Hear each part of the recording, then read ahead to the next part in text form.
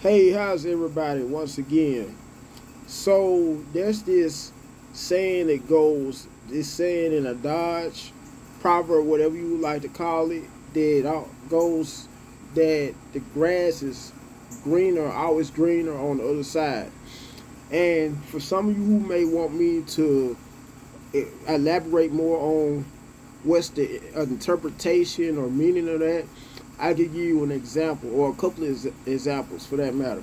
Okay, let's just say hypothetically, you may be a person who's never been in a relationship before, never been married, never had kids, all of the above, or either of the above, and you may happen to see a person who, while you may be out shopping wherever, may be by yourself while doing so, and may happen to spot a person that's married or may at least be when their significant other, whether they may be just in a relationship with that person, casually dating or whatnot, and may have kids while with that person.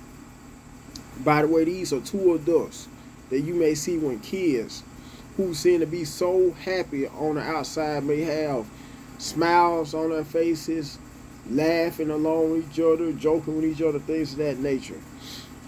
But just because they may seem happy on the outside doesn't mean they really are, because when they're at home, who knows, that same couple, married couple or couple in a relationship, casually dating with kids, may get into all kinds of argument, may have so many personal issues when they're at home amongst one another.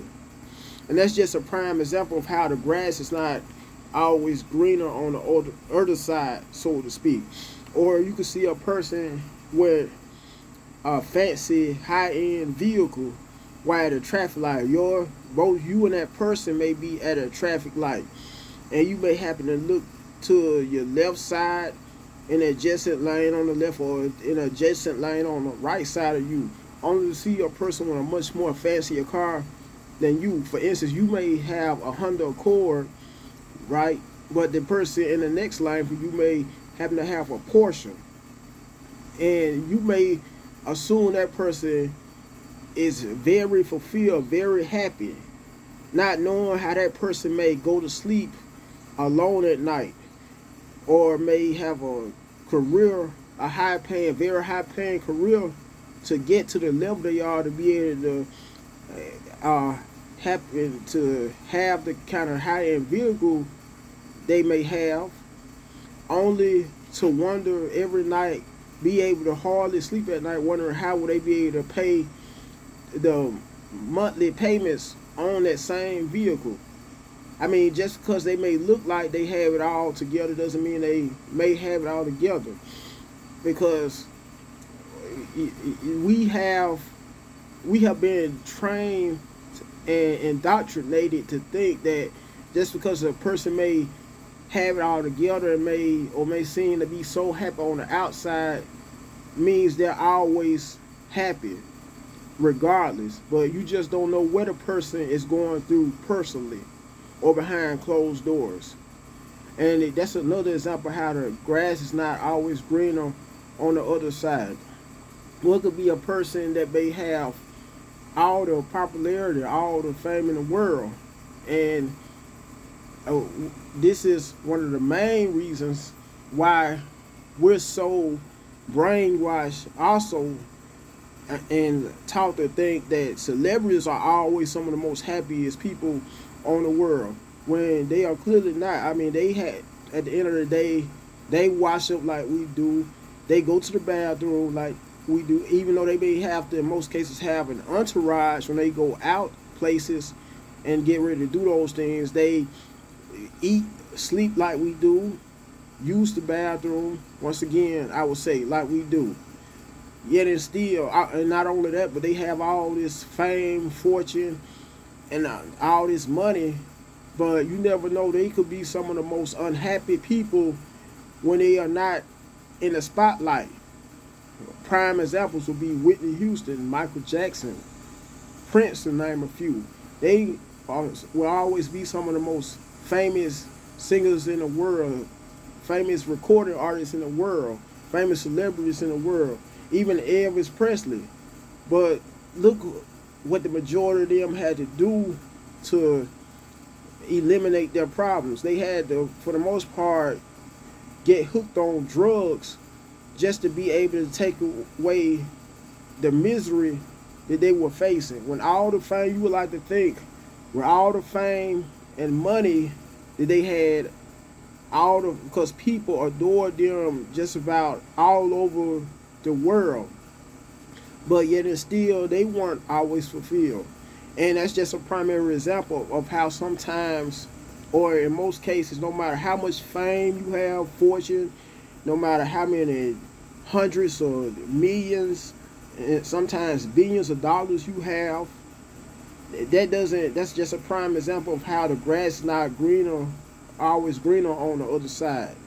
And how, in my personal opinion, happiness is something that you have to choose on a personal level. You can't base it upon, in other words, your material worldly possessions. You can't even base it upon the people who you may align yourselves with, because that same person who you may build your trust in, whether it may be a friend or it may be a husband, wife, could always leave you, and are always guaranteed to leave you. Either you may fall out with that person, they may either divorce you, that's if they may be your husband or wife, or in the worst case scenario, which we all will have to do for all us living beings on this earth, we eventually die, leave you that way.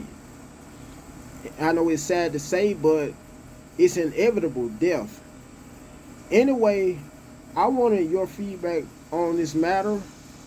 Oh, and on the same note, I also wanted to bring to mind how some people think just because another person may also be another race, they may be sick of dating people that are their same nationality or race, only to think that that person that is the opposite race may be a whole lot more better than them.